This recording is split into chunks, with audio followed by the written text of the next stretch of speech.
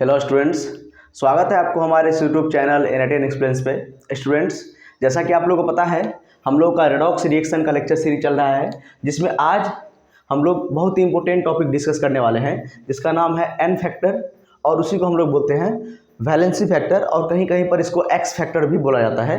तो ये तीनों उसी का नाम है, एन फैक्टर।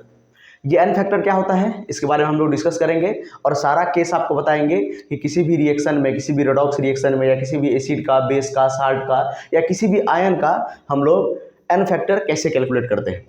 और ये थोड़ा लंबा टॉपिक है, सारा केस डिस्कस करना पड़ता है, तो इसका हम 2 वीडियो करेंगे।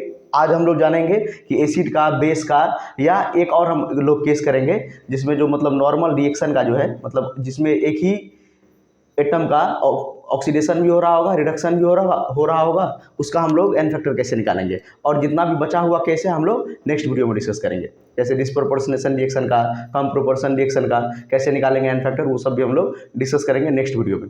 ठीक है, तो चलिए हम लोग स्टार्ट करते हैं एन फैक्टर निकालना। और एन फैक्टर के साथ साथ आज हम लोग इक्विवेलेंट वेट निकालना भी सीखेंगे, जो कि बहुत आसान होता है। अगर आपको एन फैक्टर अगर आप निकाल लिए तो इक्विवेलेंट वेट भी आप निकाल सकते हैं। तो चलिए एन फैक्टर निकालना सीखते हैं। पहला केस है एन फैक्टर का केस, फर्स्ट केस के अनुसार हम लोग पढ़ेंगे। तो पहला केस हम लोग, पहला केस में एन फैक्टर निकालेंगे आयंस के लिए। किसके लिए? N factor for ions. Ions के लिए एन फैक्टर हम लोग कैसे कैलकुलेट करेंगे। तो स्टूडेंट्स, जो आयंस के लिए एन फैक्टर होता है वो होता है कितना उस पर चार्ज प्रेजेंट है। जो जितना उस पर चार्ज प्रेजेंट होता है उसका मैग्नीट्यूड बस हम लिख देते हैं, वही उसका क्या हो जाता है, एन फैक्टर हो जाता है। तो आयंस के लिए एन फैक्टर क्या हो जाएगा, magnitude of charge, magnitude of charge present on it. जितना उस पर चार्ज प्रेजेंट होगा, प्लस माइनस साइन हम लोग नहीं लेंगे, सिर्फ उसका मैग्नीट्यूड लेंगे। एक प्लस तो हो गया 1, एक माइनस तो हो गया 1, एन फैक्टर। ठीक है, जैसे एग्जांपल के तौर पे आप लोग बात कर सकते हैं। जैसे देखिए, सपोज Na प्लस, ये आयंस है, Cl माइनस सपोज हो गया, उसके बाद Mg2 प्लस, उसके बाद आपका हो गया Ca2 प्लस, उसके बाद हो गया Sp2 माइनस। ये सारा आयंस है। इसका अगर हम लोग को एन फैक्टर निकालना होगा तो कैसे निकालेंगे। तो एन फैक्टर क्या हो जाएगा इसका, यहाँ पर लिखते हैं एन फैक्टर। तो एन फैक्टर इसका कितना हो जाएगा, 1 हो जाएगा, क्योंकि एक चार्ज प्रेजेंट है, मतलब एक पॉजिटिव प्रेजेंट है। तो हम लोग सिर्फ मैग्नीट्यूड देखते हैं, प्लस माइनस एन फैक्टर नहीं होता है, सिर्फ वैल्यू होता है। तो यहाँ पर 1 हो जाएगा, इसका भी एन फैक्टर कितना हो जाएगा, 1 हो जाएगा, इसका एन फैक्टर 2 हो जाएगा, इसका एन फैक्टर 2 हो जाएगा, और इसका भी 2 हो जाएगा। तो एन फैक्टर सिंपल हम लोग आयंस का कैसे निकालेंगे, जितना उस पर चार्ज प्रेजेंट होगा उसका सिर्फ मैग्नीट्यूड हम लोग लिख देंगे, तो उसका एन फैक्टर आ जाएगा। पॉजिटिव निगेटिव साइन हम लोग नहीं लिखेंगे, सिर्फ क्या लिखेंगे, मैग्नीट्यूड ऑफ चार्ज। जितना मैग्नीट्यूड का चार्ज प्रेजेंट होगा, 2 माइनस प्रेजेंट होता है एन फैक्टर 2, 2 प्लस प्रेजेंट है तब भी एन फैक्टर 2। क्यों? क्योंकि सिर्फ हम लोग मैग्नीट्यूड देखते हैं। ठीक है, तो इक्विवेलेंट वेट कैसे निकालेंगे, इक्विवेलेंट वेट, ये इक्यू का मतलब क्या हो गया, इक्विवेलेंट वेट। तो इक्विवेलेंट वेट का बच्चों फार्मूला होता है मॉलिक्यूलर मास डिवाइडेड बाय 2। क्या होता है फार्मूला, इक्विवेलेंट वेट का फार्मूला यहां पर लिख देते हैं। इक्विवेलेंट वेट किसी भी मॉलिक्यूल, आयन, एटम, किसी का भी निकालना है तो उसका क्या लिख दीजिए आप, मॉलिक्यूलर मास, या लिख सकते हैं आप मोलर मास। क्या लिख सकते हैं, सबसे इजी हो जाएगा क्या, मोलर मास है डिवाइडेड बाय उसका एन फैक्टर। क्या, एन फैक्टर।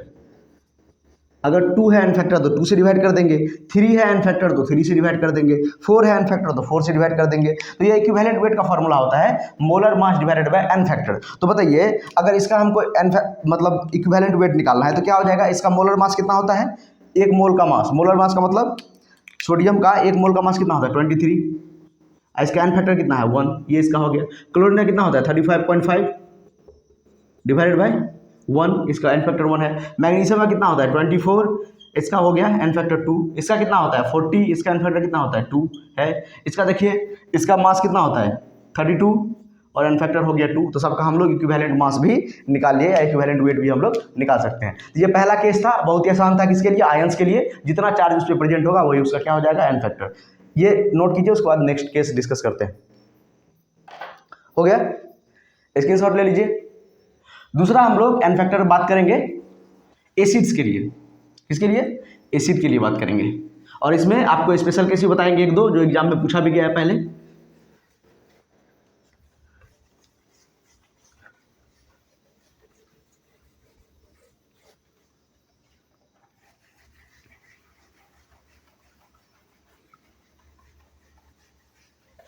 दूसरा हम लोग बात करेंगे एन फैक्टर फॉर एसिड्स।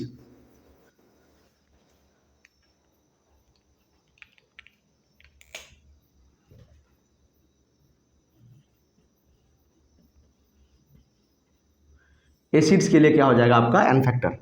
तो बच्चों जो एसिड्स के लिए एन फैक्टर होता है वो किसके इक्वल होता है? एन फैक्टर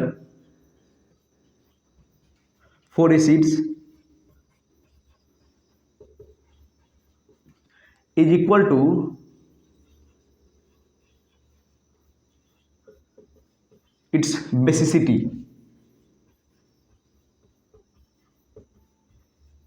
जो एन फैक्टर एसिड का होता है वो बेसिसिटी के इक्वल होता है। बेसिसिटी क्या होता है? तो बेसिसिटी जानते हैं, आइए। ये जो बेसिसिटी है क्या होता है? ये बेसिसिटी आपका हो जाता है number of H+ ion, number of H+ ion released या डोनेट बाय एसिड्स। कोई भी एसिड जितना H+ आयन रिलीज करता है या डोनेट करता है किसी भी रिएक्शन के दौरान, अगर वाटर में डिजॉल्व करते हैं तो H+ देता है, इसीलिए उसको क्या बोलते हैं? एसिड्स बोलते हैं। तो कोई भी एसिड जितना H+ आयन रिलीज करेगा या डोनेट करेगा किसी भी रिएक्शन के दौरान, अगर डोनेट कर दिया, आपको रिएक्शन करके भी बताएंगे आपको, तो किसी भी केमिकल रिएक्शन के दौरान या अगर वाटर में डिजॉल्व करेंगे तो वाटर से जब रिएक्शन करेगा तो अगर वाटर से रिएक्शन करने के दौरान या किसी भी केमिकल रिएक्शन के दौरान जितना H+ रिलीज करेगा उसी को हम लोग क्या बोलते हैं? बेसिसिटी बोलते हैं। तो जितना H+ रिलीज करेगा वही इसका क्या हो जाएगा? एन फैक्टर हो जाएगा, क्योंकि n factor is equal to basicity, और बेसिसिटी का मतलब कितना H+ रिलीज करेगा। तो सब रिलेटेड है। देखिए N factor equal to basicity, acid का N factor equal to basicity, या बेसिसिटी का मतलब क्या होता है? कितना H+ वो रिलीज कर रहा है। खत्म। देखिए अगर बात करेंगे हम लोग एग्जाम्पल में, चलिए एग्जाम्पल में बात करते हैं। अगर हम लोग बात करेंगे HCl, किसका? HCl। इसके पास क्या है? एक ही H है, इसका क्या हो जाएगा? N factor. इसका पहले बताइए बेसिसिटी क्या होगा? बेसिसिटी, इसका बेसिसिटी क्या हो जाएगा? बेसिसिटी क्या हो जाएगा? 1 हो जाएगा, क्योंकि एक H+ रिलीज करेगा। कितना H+ रिलीज करेगा? एक H+ रिलीज करेगा। इसका बेसिसिटी क्या हो जाएगा? 1 हो जाएगा। ठीक है। उसी तरह अगर बात करेंगे H2SO4,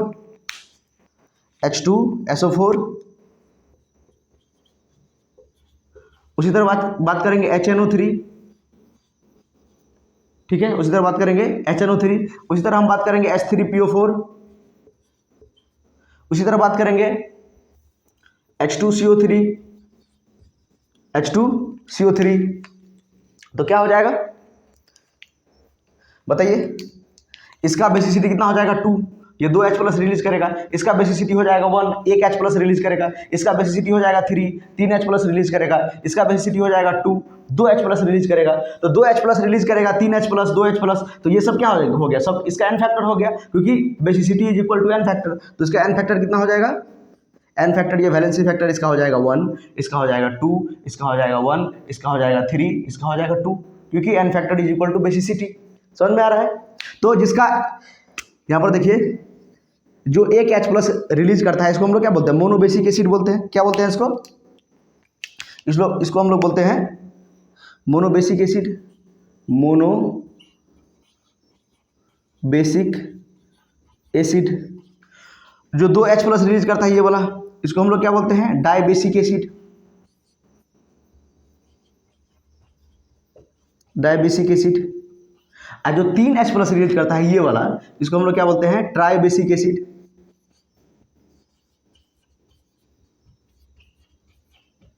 ये क्या हो गया, डायबेसिक एसिड, ठीक है। तो जो 2 H+ रिलीज करेगा उसको बोलेंगे हम डायबेसिक, जो 1 H+ रिलीज करेगा उसको बोलेंगे मोनोबेसिक, जो 3 H+ रिलीज करेगा उसको क्या बोलेंगे हम लोग, ट्राइबेसिक एसिड। तो किसी भी एसिड का हम लोग कैसे निकालते हैं एन फैक्टर, वो किसके बराबर होता है, बेसिसिटी के बराबर, मतलब जितना H+ वो रिलीज करेगा। तो ये 1 H+ रिलीज करेगा तो 1 हो गया इसका एन फैक्टर, 2 रिलीज करेगा तो 2 हो गया, ठीक है, नोट कीजिए इसको, नीचे में दिख रहा है।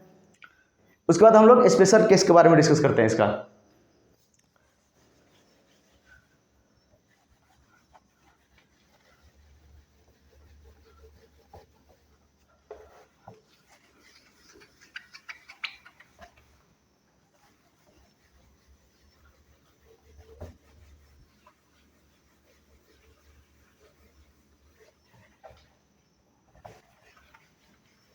Monobasic, dibasic and tribasic. 1 H+ release करेगा मतलब एन फैक्टर 1 तो मोनोबेसिक, एन फैक्टर 2 तो डायबेसिक और एन फैक्टर 3 तो ट्राइबेसिक, ठीक है। चलिए, अच्छा बताइए, यहाँ पर मैं 3 एसिड का नाम लिख रहा हूँ, आपको बताना है कि इसका एसिडिटी क्या होगा, मतलब बेसिसिटी क्या होगा। तो पहला है H3PO3, ठीक है, पहला है H3PO4, क्या है, H3PO4, H3PO3, H3PO2। यहाँ पर मैंने एग्जाम्पल क्या लिखा था, H3PO4, H3PO4 का होगा, अगर H3PO3 लिख दिया है तो उसको सही कर लीजिएगा, H3PO4 का बेसिसिटी क्या होगा, 3 होगा, ठीक है। देखिए, आपको तीनों का बताना है एन फैक्टर क्या होगा या बेसिसिटी बताना है। तो यहाँ पर देखिए, यहाँ पर भी 3 हाइड्रोजन है, यहाँ पर भी 3 हाइड्रोजन है, यहाँ पर भी 3 हाइड्रोजन है, तो सिंपली देख के आप लोग बता देंगे कि बेसिसिटी क्या हो जाएगा, 3 हो जाएगा। यहाँ पर भी 3 हाइड्रोजन, यहाँ पर भी 3 हाइड्रोजन, यहाँ पर भी 3 हाइड्रोजन, तो सिंपली आप लोग देख के बता देंगे कि बेसिसिटी इसका क्या होगा, 3, मतलब एन फैक्टर क्या हो जाएगा, 3 हो जाएगा। लेकिन ऐसा नहीं होता है, इसका एन फैक्टर 3 होता है, इसका 2 होता है, उसका 1 होता है। कैसे होता है ये, मैंने आपको इसका स्ट्रक्चर बनाना सिखाया है, पिछले वीडियो में भी सिखाया है, उससे पिछले वीडियो में भी बनाया था, मतलब 2 बार मैंने इसका स्ट्रक्चर अभी तक बना चुका हूँ, एक बार फिर बनाते हैं। चलिए, सबसे पहले हम क्या करेंगे, ये जो फॉस्फोरस एसिड है इसमें हम सबसे पहले क्या करते हैं, तो फॉस्फोरस लिखते हैं सेंटर एटम, तो ये क्या लिख दिए, फॉस्फोरस P। और सबसे पहले क्या करेंगे, एक ऑक्सीजन को डबल बॉन्ड से हम लोग लगा देंगे, इसमें क्या करेंगे, सबसे पहले सब में एक ऑक्सीजन को ऐसे हम लोग डबल बॉन्ड से लगा देंगे, एक ऑक्सीजन को हम लोग डबल बॉन्ड से ऐसे लगा देंगे, ठीक है, हो गया।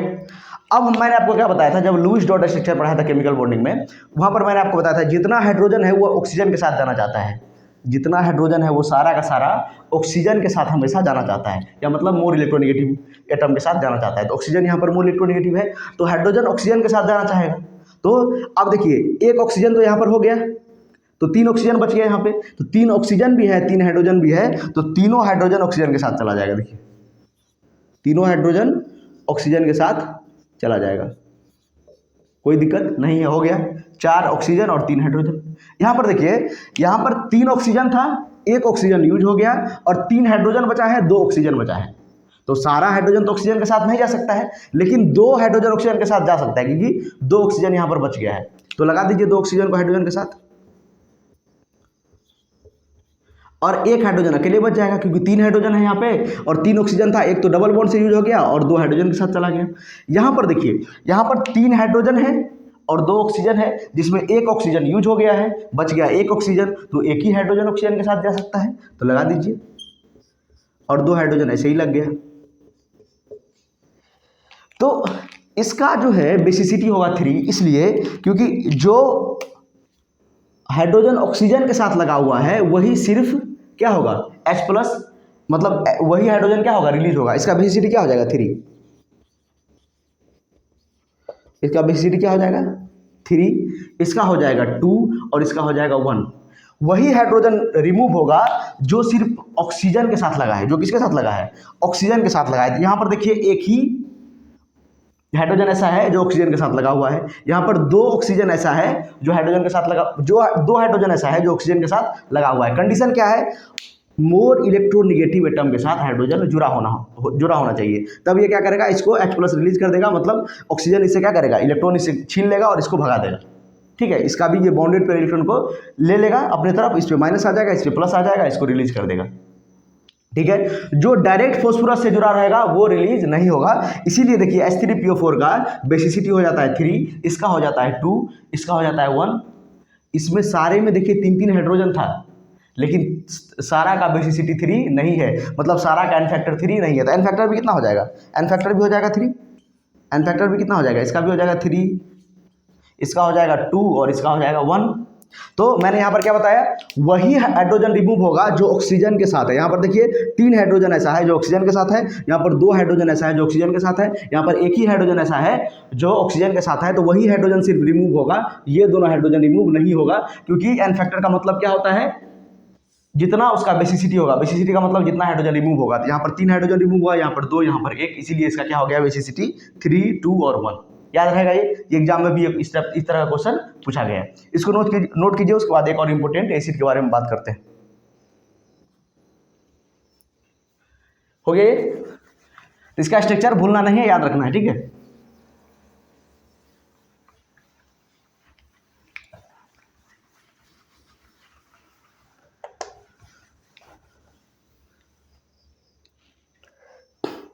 अगला हम स्पेशल केस में बात करेंगे एक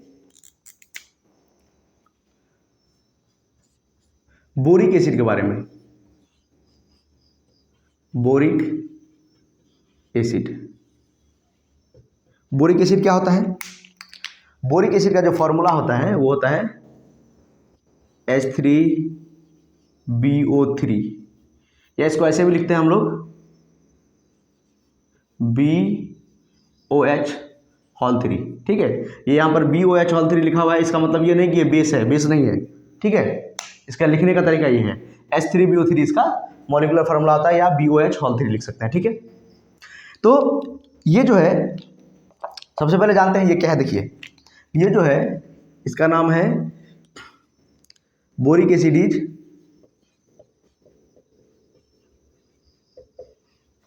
week monobasic Lewis acid. Lewis, अच्छा लुईस एसिड आपको पता है, लुईस एसिड आपको पता है तो कैसे याद रखेंगे। लुईस एसिड, लुईस बेस में ज़्यादातर स्टूडेंट कंफ्यूज रहता है, ठीक है। तो लुईस एसिड, एसिड का मतलब होता है एक्सेप्टर, तो जो लोन पेयर इलेक्ट्रॉन को एक्सेप्ट करेगा उसको बोलेंगे लुईस एसिड, और जो लोन पेयर इलेक्ट्रॉन को डोनेट करेगा उसको बोलेंगे लुईस बेस। ये आपको आयनिक इक्विलिब्रियम में डिटेल में पढ़ाएंगे, ठीक है। लुईस एसिड, लुईस बेस के बारे में। उसके बाद और भी 2-3 तरह का एसिड होता है, आर्सेनियस का होता है, ब्रोंस्टेड लोरी का होता है, वो सब भी आपको तीनों केस पढ़ाएंगे, ठीक है। तो अभी आप लोग समझिए, लुईस एसिड का मतलब होता है जो लोन पेयर इलेक्ट्रॉन को एक्सेप्ट करेगा, एसिड मतलब एक्सेप्ट करेगा, और बेस मतलब क्या हो जाएगा, लुईस बेस मतलब जो लोन पेयर इलेक्ट्रॉन डोनेट करेगा। तो ये जो बोरिक एसिड होता है, एक तो ये वीक है, मोनोबेसिक है, मोनोबेसिक मतलब एक H+ रिलीज करेगा, देखते हैं क्या होता है इसमें, ठीक है। उसके बाद लुईस एसिड है, क्या है, लुईस एसिड है, ठीक है, देखते हैं, चलिए। अच्छा इसका अगर स्ट्रक्चर बनाएंगे तो क्या हो जाएगा, H3BO3 का ये B, और देखिए 3 OH को लगा दीजिए, एक OH को यहाँ लगा देते हैं और 2 H को यहाँ लगा देते हैं, ये हो जाएगा इस तरह से ट्राइगोनल प्लेनर ज्योमेट्री। और बताइए इसके पास वैकेंट ऑर्बिटल है कि नहीं, इसके पास वैकेंट ऑर्बिटल है, बोरॉन के पास वैकेंट ऑर्बिटल है, और ये इलेक्ट्रॉन डिफिशिएंट मॉलिक्यूल भी है। इसके पास देखिए ना 2 2 2 मतलब टोटल 6 इलेक्ट्रॉन है, टोटल इसके पास 6 इलेक्ट्रॉन है, इसका ऑक्टेट भी कंप्लीट नहीं है। जब ये रिएक्शन करेगा वाटर से, किससे, H2A से जब रिएक्शन करेगा, किससे, वाटर से, या जब उसको हम वाटर में डिजोल्व करेंगे तो क्या होगा, देखिए वाटर के पास क्या है, लोन पेयर इलेक्ट्रॉन है, और इसके पास 2 लोन पेयर इलेक्ट्रॉन है। ये क्या करेगा, ये तो इलेक्ट्रॉन डिफिशिएंट है, ये इलेक्ट्रॉन के तलाश में है, ये क्या करेगा, अपना लोन पेयर इलेक्ट्रॉन इसके वैकेंट ऑर्बिटल में डोनेट कर देगा, अपना लोन पेयर इलेक्ट्रॉन इसके वैकेंट ऑर्बिटल में डोनेट कर देगा। तब क्या स्ट्रक्चर बन जाएगा, देखिए ध्यान से, ठीक है, मतलब कोऑर्डिनेट बॉन्ड बन जाएगा यहाँ पे। तो ये BOH पहले से था यहाँ पे, ये भी OH पहले से था यहाँ पे, और ये भी OH पहले से था यहाँ पे, और यहाँ पर क्या जुड़ गया, यहाँ से वाटर जुड़ गया। और वाटर किससे जुड़ गया है, कोऑर्डिनेट बॉन्ड से, किससे जुड़ गया है, कोऑर्डिनेट बॉन्ड से, OH2, वाटर यहाँ पर जुड़ गया है। अब देखिए कोऑर्डिनेट बॉन्ड को हम लोग हटा के अगर सिंगल बॉन्ड देंगे, कोऑर्डिनेट बॉन्ड को हटा के अगर हम लोग इसको सिंगल बॉन्ड से रिप्लेस करेंगे तो क्या करते थे, कोऑर्डिनेट बॉन्ड को हटा के अगर हम लोग सिंगल बॉन्ड से इसको रिप्लेस करेंगे तो जो डोनर एटम होता है उस पर प्लस चार्ज आ जाता है, जो डोनर एटम होता है, क्योंकि ये इलेक्ट्रॉन देखिए ना, ये इलेक्ट्रॉन दे रहा है तो इसके पास इलेक्ट्रॉन कम ही हो जाएगा, मतलब इस पर कौन सा चार्ज आ जाएगा, प्लस चार्ज आ जाएगा। और ये इलेक्ट्रॉन ले रहा है तो इस पर कौन सा चार्ज आ जाएगा, माइनस चार्ज। तो मैंने आपको बताया था जब हम लोग कोऑर्डिनेट बॉन्ड को जब रिप्लेस करते हैं, तो कोऑर्डिनेट बॉन्ड को जब सिंगल बॉन्ड से रिप्लेस करेंगे तो जो डोनर एटम होता है, जो इलेक्ट्रॉन दे रहा है लोन पेयर इलेक्ट्रॉन, उससे प्लस चार्ज आएगा, और जो ले रहा है, जो एक्सेप्ट कर रहा है, उस पर माइनस चार्ज आएगा। ठीक है, अब देखिए यहाँ पे ऑक्सीजन पर प्लस चार्ज है, और plus charge more electronegative atom पे अनस्टेबल होता है। यहाँ पर क्या है, यहाँ पर लिख देते हैं positive charge on more electronegative atom is unstable. जो पॉजिटिव चार्ज है वो मोर इलेक्ट्रोनेगेटिव एटम पे है, ऑक्सीजन पे है, इसलिए क्या है, अनस्टेबल है। तो ये क्या करेगा, वाटर क्या करेगा, हाइड्रोजन से 2 इलेक्ट्रॉन ले लेगा, जो बॉन्डेड पेयर इलेक्ट्रॉन है, इससे क्या करेगा, 2 इलेक्ट्रॉन ले लेगा, मतलब H प्लस यहाँ से क्या कर देगा, रिलीज कर देगा। क्या रिलीज कर देगा, H प्लस यहाँ से रिलीज कर देगा, और इसका देखिए क्या बन जाएगा, ये स्ट्रक्चर BOH, और ये OH सब में तो कुछ नहीं हुआ है, ये 3 OH इस तरह लग जाएगा। और यहाँ पर जो वाटर था, वाटर में से ये क्या किया, H प्लस को रिलीज कर दिया, H प्लस को रिलीज कर दिया, एक हाइड्रोजन को उसका इलेक्ट्रॉन लेकर रिलीज कर दिया, इसीलिए H प्लस यहाँ पे और OH यहाँ पे लग गया। और यहाँ पर देखिए ये माइनस चार्ज तो है ये वाला, ठीक है। तो इसी को हम लोग लिख सकते हैं इस तरह से, इस माइनस चार्ज को ब्रैकेट में दे दीजिए, और यहाँ पर ये माइनस चार्ज दे दीजिए, और यहाँ से H प्लस रिलीज हो गया। तो बताइए बच्चों, जो H प्लस रिलीज हुआ है, ये H प्लस किसका H प्लस है, ये बोरिक एसिड का H प्लस है, नहीं है, ये जो हाइड्रोजन रिलीज हुआ है, ये वाटर का H प्लस रिलीज हुआ है, ये किसका। और इसको देखिए लुईस एसिड क्यों बोला जा रहा है, क्योंकि ये लोन पेयर इलेक्ट्रॉन को एक्सेप्ट कर रहा है, ये लोन पेयर इलेक्ट्रॉन को एक्सेप्ट कर रहा है, ये लोन पेयर इलेक्ट्रॉन को एक्सेप्ट कर रहा है, इसीलिए इसको बोला जाता है लुईस एसिड। और वीक एसिड है, कमजोर एसिड है, ठीक है, क्योंकि ये अपना H प्लस भी रिलीज नहीं कर रहा है, ठीक है।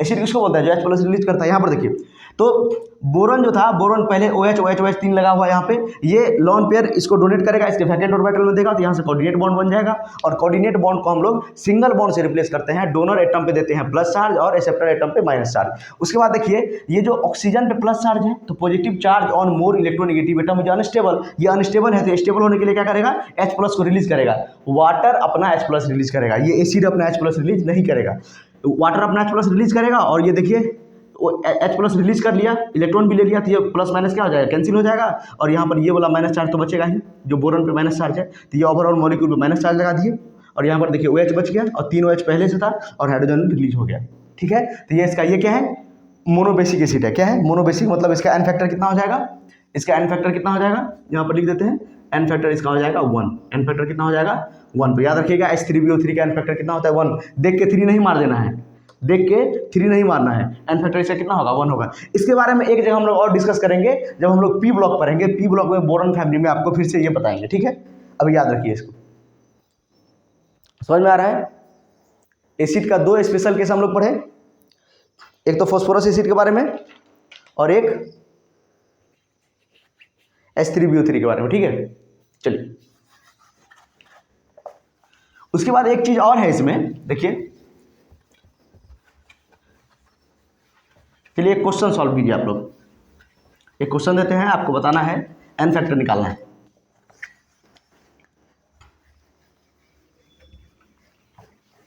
तो जो बोरिक एसिड का जो H प्लस होता है, ये जो H प्लस रिलीज होता है, वो एसिड का H प्लस रिलीज ना होकर वाटर जो अपना है H प्लस रिलीज करता है, वाटर अपना H प्लस रिलीज करता है, ठीक है। चलिए, क्वेश्चन है,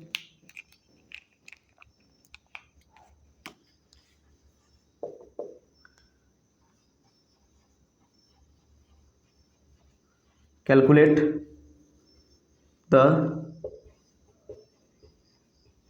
n factor of acids for the following reaction.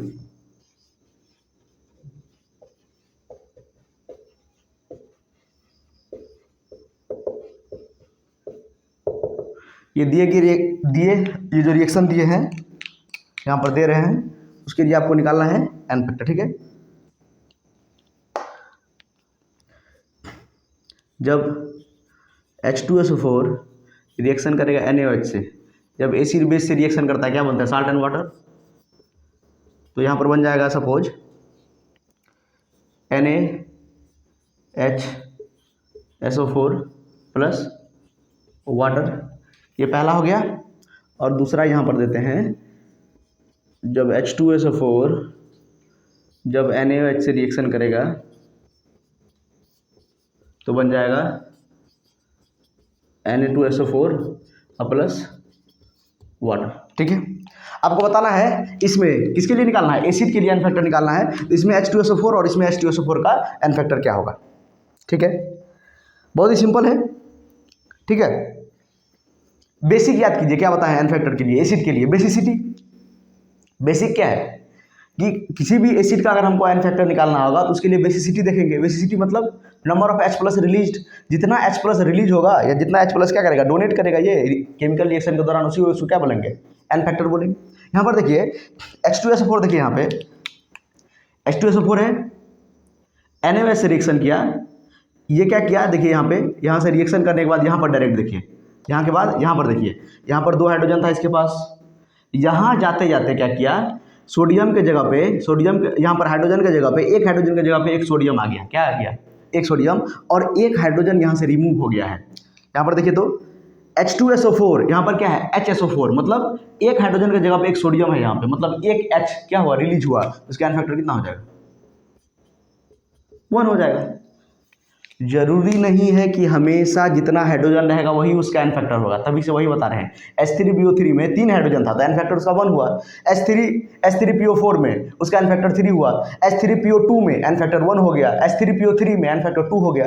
तो जरूरी नहीं है कि जितना हाइड्रोजन है उतना ही उसका एन फैक्टर होगा, कभी कभी केमिकल रिएक्शन पर भी डिपेंड करता है। यहाँ पर देखिए 2 हाइड्रोजन रिमूव होना चाहिए था, लेकिन एक ही हाइड्रोजन रिमूव हुआ, क्योंकि रिएक्शन का कंडीशन वैसा होगा। ठीक है, ऐसा हम कंडीशन सेट करेंगे कि एक ही हाइड्रोजन रिमूव हो। तो अगर रिएक्शन में इस तरह रिएक्शन दिया रहेगा और एसिड का आपको एन फैक्टर पूछेगा तो देखिए कितना हाइड्रोजन रिमूव हुआ है। यहाँ देखिए 2 हाइड्रोजन था, एक हाइड्रोजन जैसा का तैसा है, एक हाइड्रोजन रिमूव हो गया, वाटर बनाने में चला गया, तो एन फैक्टर ऐसा कितना होगा, 1 होगा। यहाँ पर देखिए 2 हाइड्रोजन था, दोनों का दोनों हाइड्रोजन देखिए, सोडियम के हाइड्रोजन के जब क्या आ गया, सोडियम आ गया। ठीक है, दोनों का दोनों हाइड्रोजन क्या हो गया, रिमूव हो गया, दोनों का दोनों हाइड्रोजन क्या हो गया, रिप्लेस हो गया, दोनों का दोनों हाइड्रोजन क्या हो गया, रिलीज हो गया, दोनों का दोनों हाइड्रोजन क्या हो गया, रिमूव हो गया। ठीक है, तो एन फैक्टर कितना हो जाएगा, यहाँ पर इसका एन फैक्टर कितना हो जाएगा, 2 हो जाएगा। एन फैक्टर कितना हो जाएगा, 2 हो जाएगा। मतलब इसका एन फैक्टर बात करते हैं, ये एन फैक्टर इसका है, कितना हो जाएगा, इसका एन फैक्टर कितना हो जाएगा, 2, इसमें 1 हो जाएगा। ठीक है, एक ही हाइड्रोजन रिमूव हुआ है। तो देख के ऐसे ही आंसर नहीं मारना है, पहले देखना है कि केमिकल रिएक्शन दिया हुआ है तो देखेंगे कितना हाइड्रोजन रिमूव हुआ है। ठीक है, अगर H3PO3 दिया है, वो अभी जो केस बताए थे, या बोरिक एसिड दिया हुआ है, तो उस केस में आपको बता दिया कैसे निकालना है। ठीक है, नोट कीजिए इसको। उसके बाद हम लोग बेस के बारे में बात करते हैं, एन फैक्टर फॉर बेस, समझ में आ रहा है।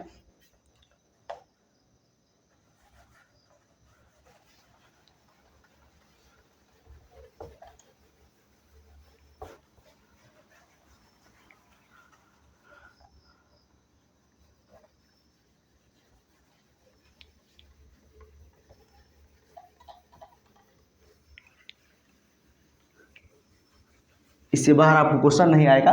ठीक है, एसिड का एन फैक्टर निकालने में। अभी हम लोग बात करेंगे एन फैक्टर किसके लिए, बेस के लिए हम लोग कैसे निकालेंगे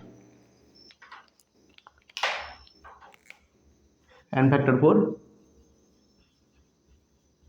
बेस। ठीक है, तो क्या होता है, अच्छा एसिड में क्या था एन फैक्टर, बेसिसिटी के इक्वल, तो बेस में क्या हो जाएगा, एसिडिटी के equal. N factor for base is equal to its acidity. Acidity क्या होता है, एसिडिटी क्या होता है,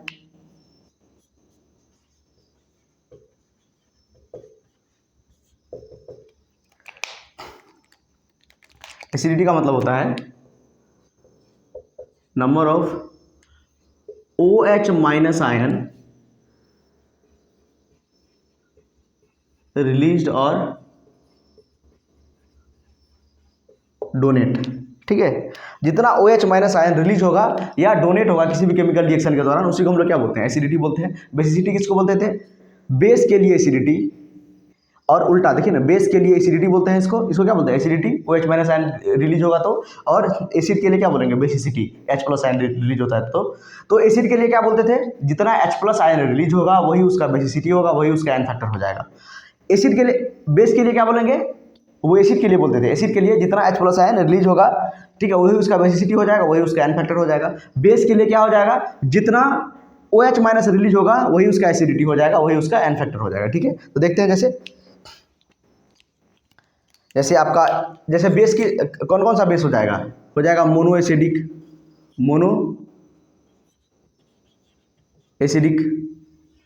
मोनो एसिडिक, उसके बाद हो जाएगा डाई एसिडिक, उसके बाद हो जाएगा ट्राई एसिडिक बेस, यहां पर लिख दीजिए।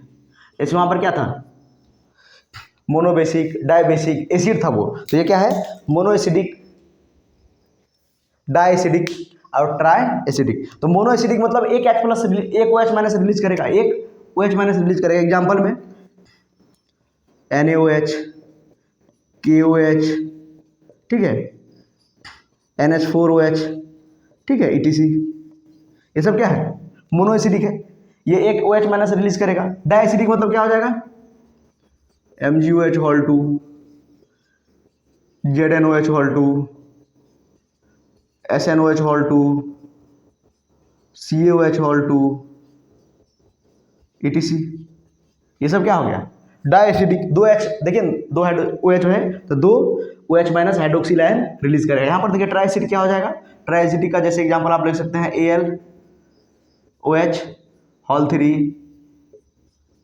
FeOH whole 3, ETC। ठीक है, तो ये सब क्या हो गया, ट्राई एसिडिक हो गया। ठीक है, तो इस तरह हम लोग जो है मोनो एसिडिक, डाई एसिडिक और ट्राई एसिडिक इस तरह से निकाल सकते हैं। तो एन फैक्टर क्या हो जाएगा इसका, इसके लिए हो जाता है एन फैक्टर आपका 1 हो जाएगा, इसके लिए एन फैक्टर क्या हो जाएगा 2 हो जाएगा, और इसके लिए एन फैक्टर क्या हो जाएगा 3 हो जाएगा। ठीक है, इसके लिए एन फैक्टर हो जाएगा 1 क्योंकि एक OH माइनस रिलीज करेगा, इसके लिए एन फैक्टर हो जाएगा 2 क्योंकि दो OH माइनस रिलीज करेगा, इसके लिए एन फैक्टर हो जाएगा 3 इसलिए है ट्राई एसिडिक, तो इसके लिए एन फैक्टर कितना हो जाएगा 3 क्योंकि ये 3 OH माइनस आयन रिलीज करेगा। ठीक है, ये एक OH माइनस रिलीज करेगा, एक ये 2 OH माइनस रिलीज करेगा, ये 3 OH माइनस रिलीज करेगा। नोट कीजिए इसको। उसके बाद इसका भी एक क्वेश्चन करवाते हैं।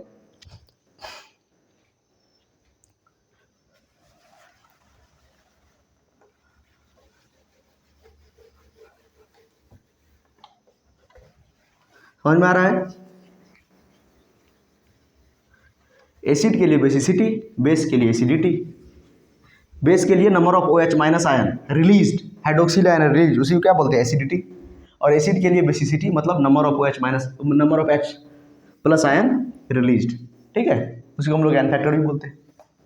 बेस के लिए एसिडिटी, एसिड के लिए बेसिसिटी। ठीक है, चलिए तो क्वेश्चन है,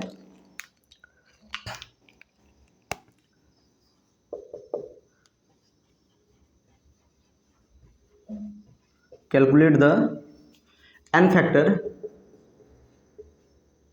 एन फैक्टर न एन फैक्टर फॉर बेस, उसमें किसके लिए निकाले थे, एसिड के लिए, for the following reaction, for the following reaction.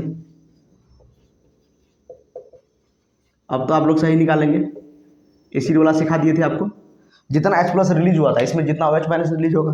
ठीक है, जैसे क्वेश्चन है, जब MgOH होल 2 को हम लोग रिएक्शन करेंगे HCl से, किसी रिएक्शन करेंगे HCl से, तो क्या हो जाएगा,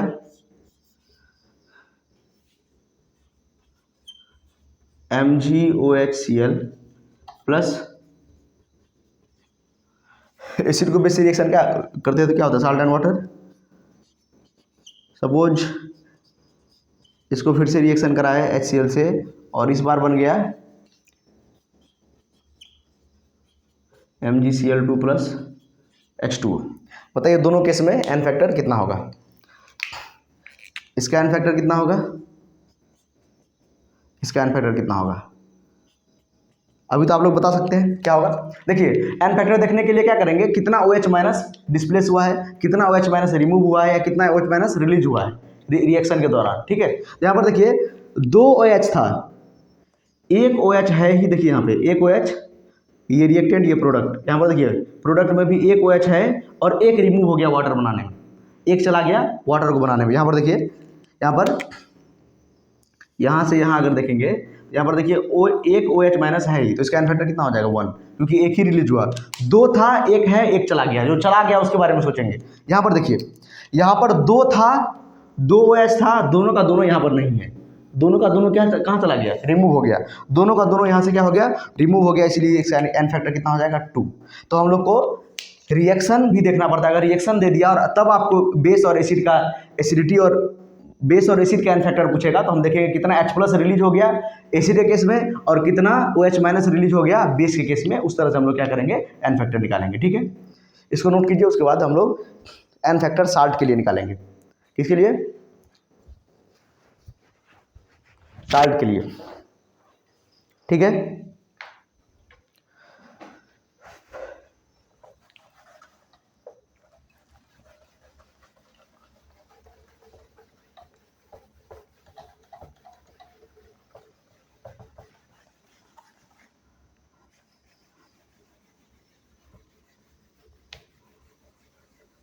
एसिड के लिए बात कर लिए, आयंस के लिए बात कर लिए और बेस के लिए बात की है। ठीक है, अब हम लोग बात करेंगे साल्ट के लिए।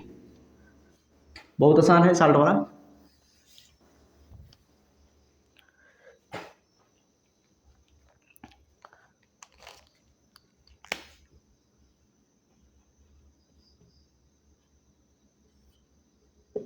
साल्ट, ठीक है, तो इसका एन फैक्टर हो जाएगा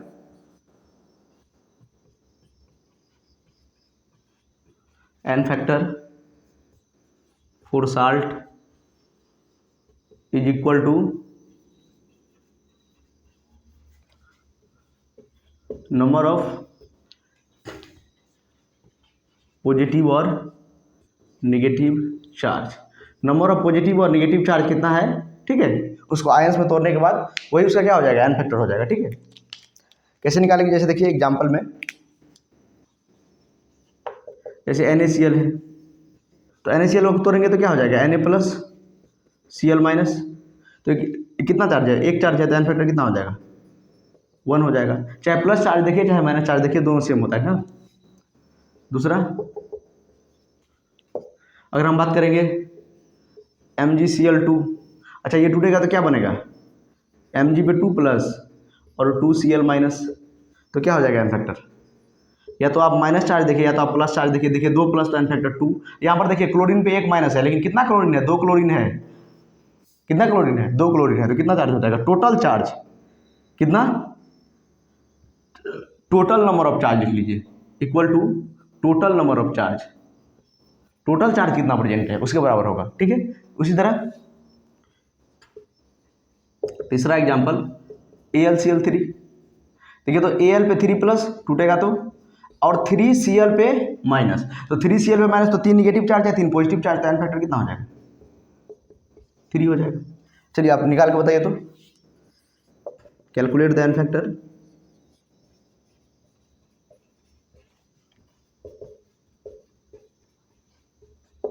एन फैक्टर निकालना है आपको,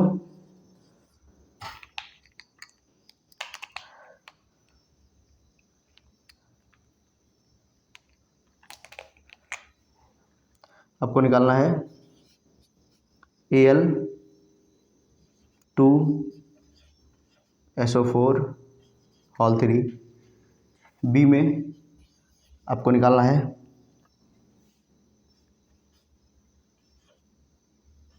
Na2C2O4। ठीक है, निकालिए, ये दोनों केस में क्या होगा,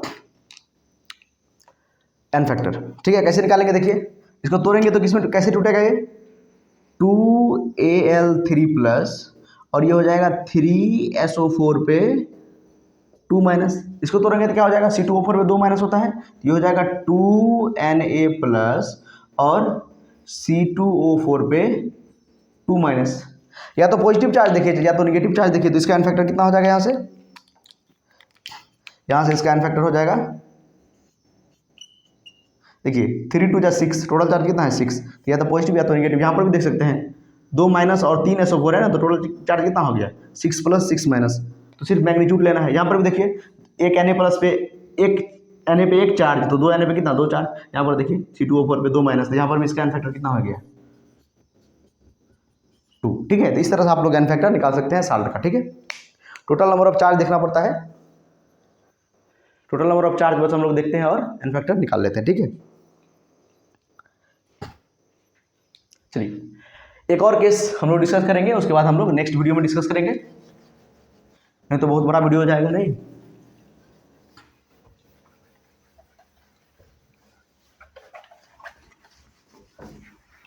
आसान है, एक बार आप लोग सीख लेंगे निकालना तो निकाल सकते हैं।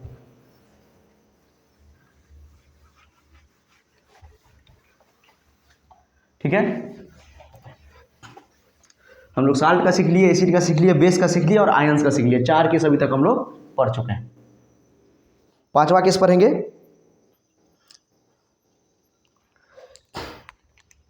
केस 5।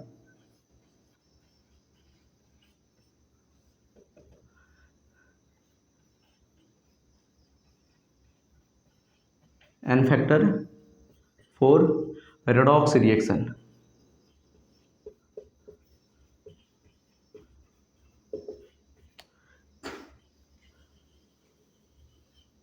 ठीक है, रेडॉक्स रिएक्शन के लिए एन फैक्टर कैसे निकालेंगे, चलिए स्टार्ट करते हैं। तो क्या करेंगे, अच्छा इसमें भी एक स्पेशल, इसमें रेडॉक्स रिएक्शन में बहुत सारा केस आता है। ठीक है, तो पहले क्या करेंगे, अच्छा इसमें भी हम लोग मान लेते हैं, चलिए केस वाइज डिस्कस कर लेंगे, एन फैक्टर रेडॉक्स रिएक्शन के बारे में डिस्कस करेंगे अभी से और नेक्स्ट वीडियो में भी। तो अभी चलिए इसमें क्या बात करते हैं, जब एन फैक्टर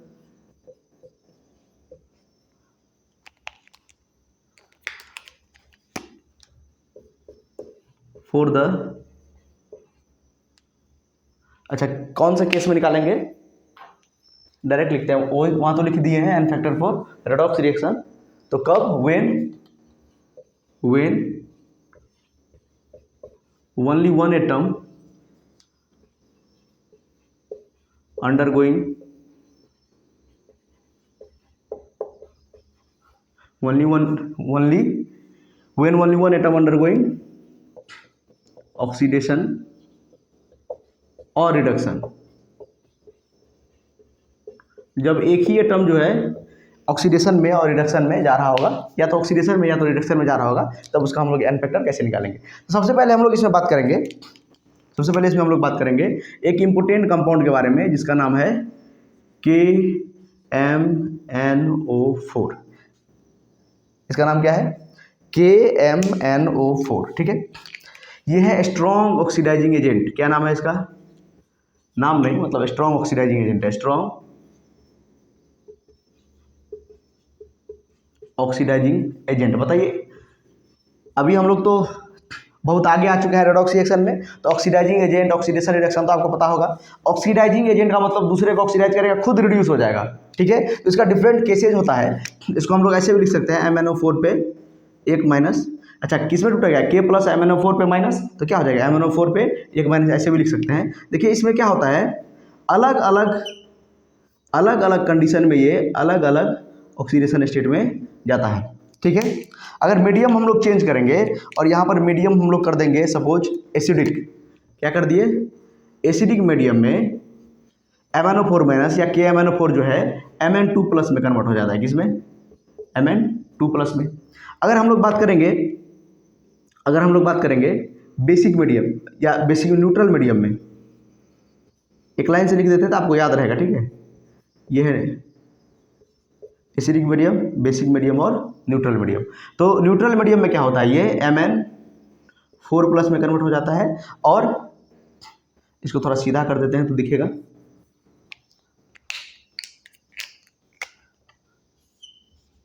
ठीक है। और ये बेसिक मीडियम में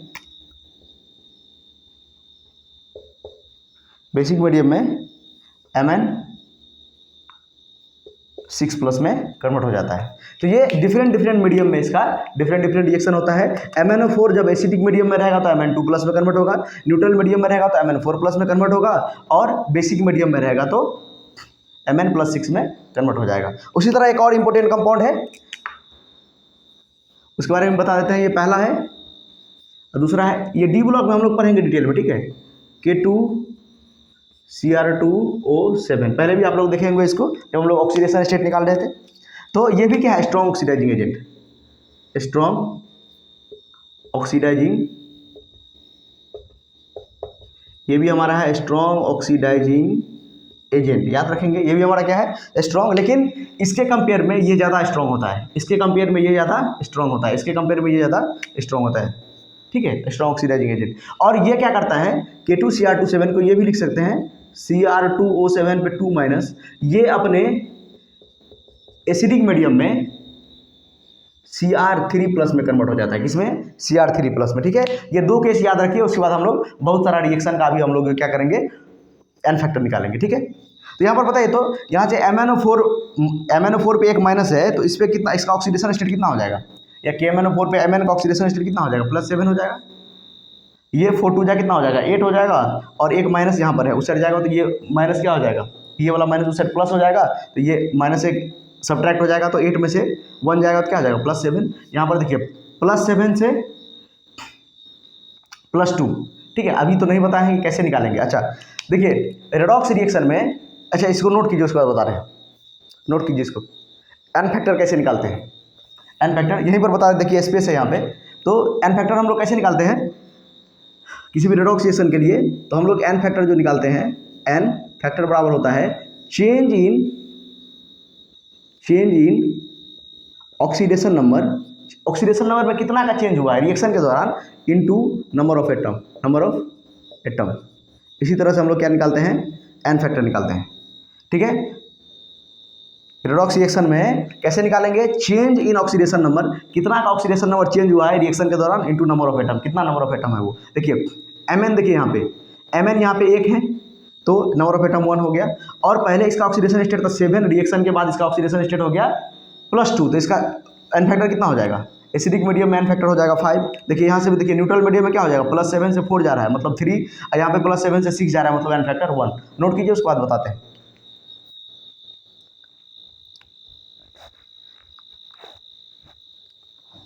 समझ में आ रहा है।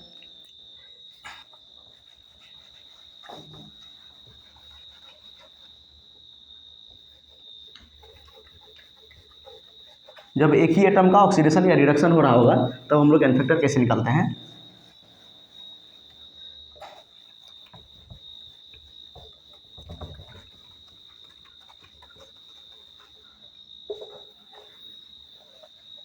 देखिए यहाँ पे जो यहाँ पर Mn था, यहाँ पर मतलब KMnO4 में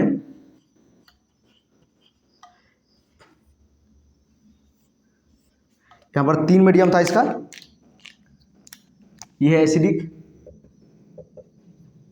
ये है न्यूट्रल, ठीक है, और ये हमारा basic.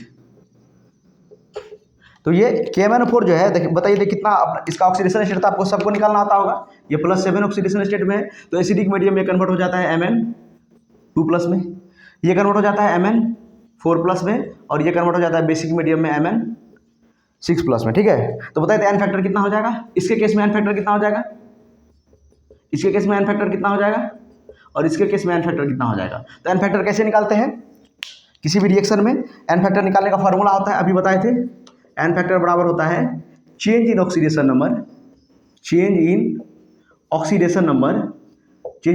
Number into number of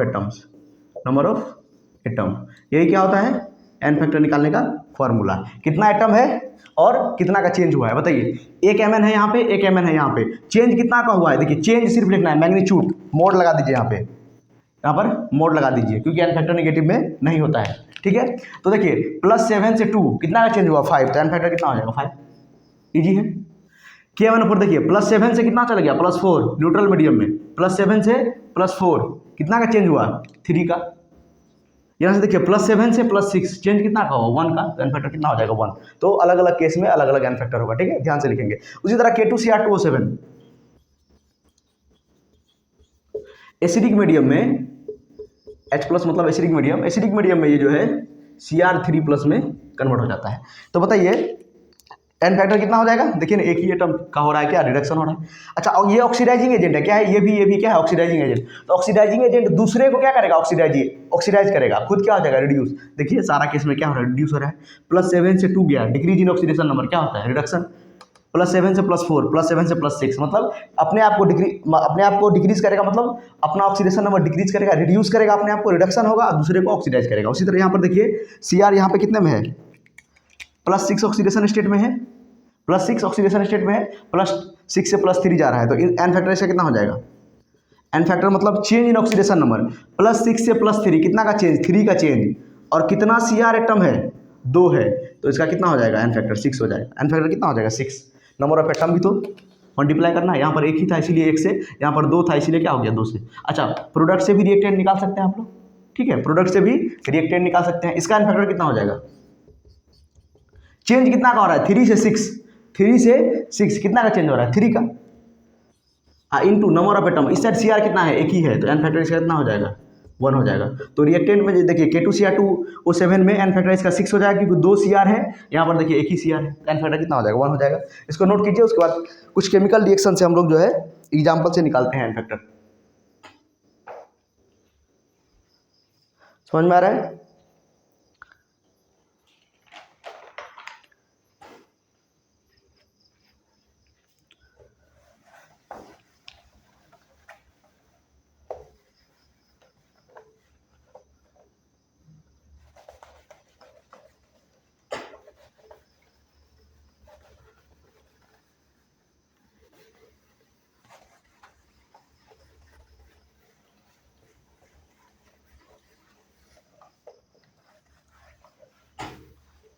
चलिए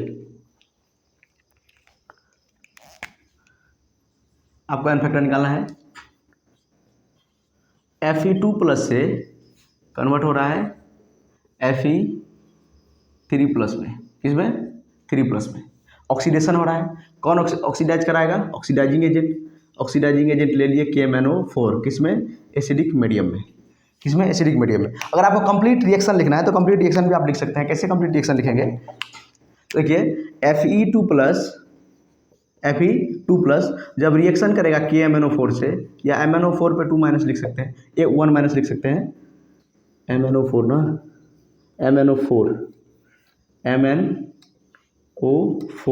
ठीक है। रिएक्शन करेगा तो क्या हो जाएगा, किसमें एसिडिक मीडियम में रिएक्शन करेगा तो Fe किस में कन्वर्ट हो जाएगा Fe3+ में, यहाँ पर देखिए।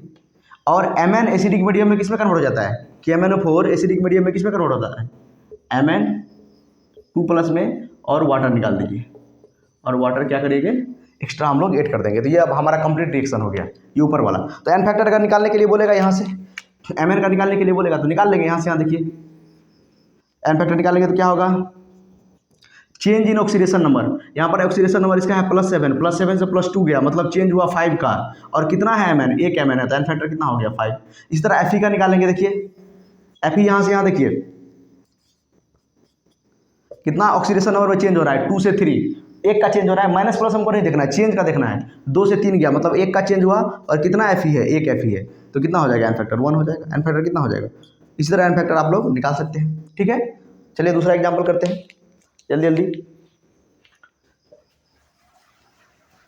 अच्छा इसी जगह पे रहेगा,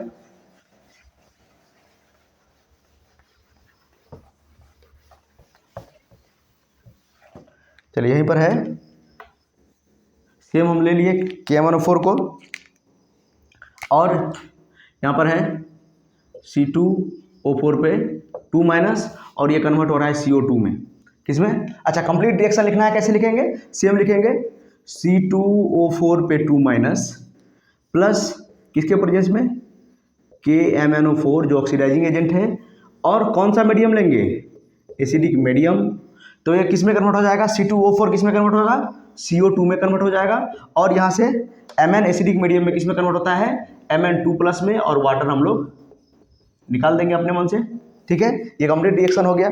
चलिए, आपको बोल रहा है कि इसमें से निकालना है N फैक्टर C2 का, और यहाँ से Mn का निकालना है। तो देखिए, तो Mn का तो फिक्स है यहाँ पर, देखिए तभी हम लोग निकाले थे।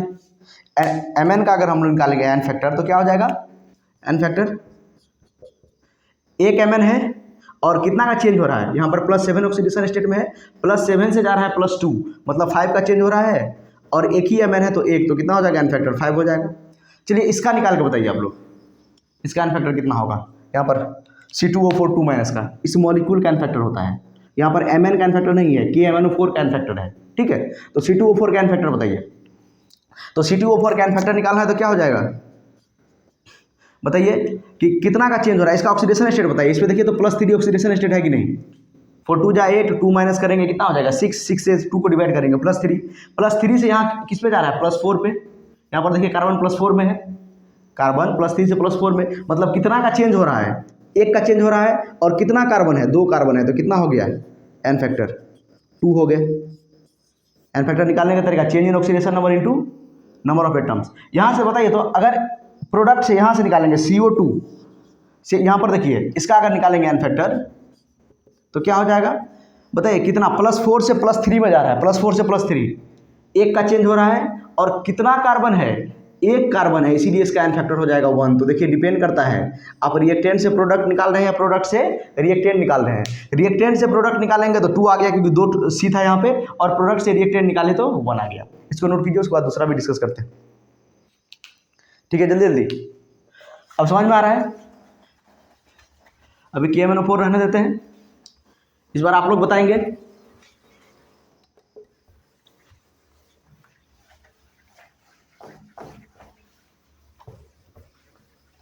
चलिए, यहाँ पर है SN2+ से कन्वर्ट हो रहा है SN4+, SN2+ से चेंज हो रहा है SN4+। अच्छा, पूरा रिएक्शन लिखना है, कैसे लिखेंगे, SN2+ प्लस किसके प्रेजेंस में, ऑक्सीडाइजिंग एजेंट KMnO4 रिएक्शन करेगा एसिडिक मीडियम में, क्या बन जाएगा Mn+2, क्योंकि एसिडिक मीडियम में KMnO4 Mn+2 में चेंज होता है, और उसके बाद SN+2 किस में चेंज हो रहा है, SN4+ है, मतलब इसको ऑक्सीडाइज कर रहा है, इसीलिए नाम इसका क्या है, ऑक्सीडाइजिंग एजेंट। निकाल लीजिए N फैक्टर, अब तो ईजी है। यहाँ से यहाँ देखिए, और यहाँ से यहाँ देखिए, इसका तो N फैक्टर फिक्स है, कितना आ गया 5। देखिए +7 से किस में जा रहा है, +2 में, तो +7 से +2 एक ही है, तो कितना हो जाएगा 5 हो जाएगा। यहाँ से देखिए इसका निकालेंगे N फैक्टर, तो देखिए SN+2 से जा रहा है SN+4, कितना का चेंज हो रहा है, 2 का चेंज हो रहा है, और कितना SN है, कितना टीन है 1, तो N फैक्टर कितना हो जाएगा 2 हो जाएगा, खत्म। ठीक है, इसी की जगह पे एक और आपको एग्जांपल, अच्छा KMnO4 इसी की जगह पे अगर हम लोग KMnO4 के जगह पे अगर हम दे देंगे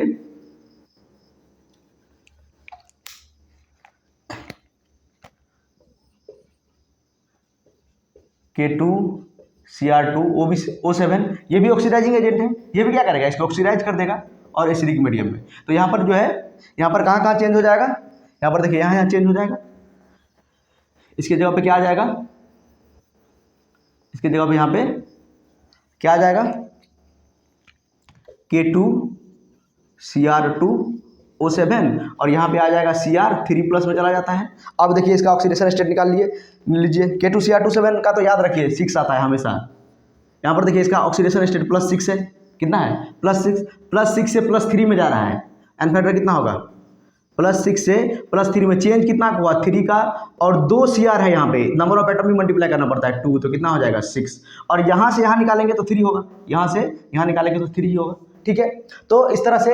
अच्छा, एक होमवर्क क्वेश्चन आपको देते हैं, आपको कंप्लीट रिएक्शन भी लिखना है। ठीक है, आप लोग कमेंट कीजिएगा इसको, सबका N फैक्टर आपको निकालना है। यहाँ से एक आपको होमवर्क क्वेश्चन देते हैं, I- कन्वर्ट हो रहा है I2 में, I- कन्वर्ट हो रहा है I2 में, I- कन्वर्ट हो रहा है I2 में।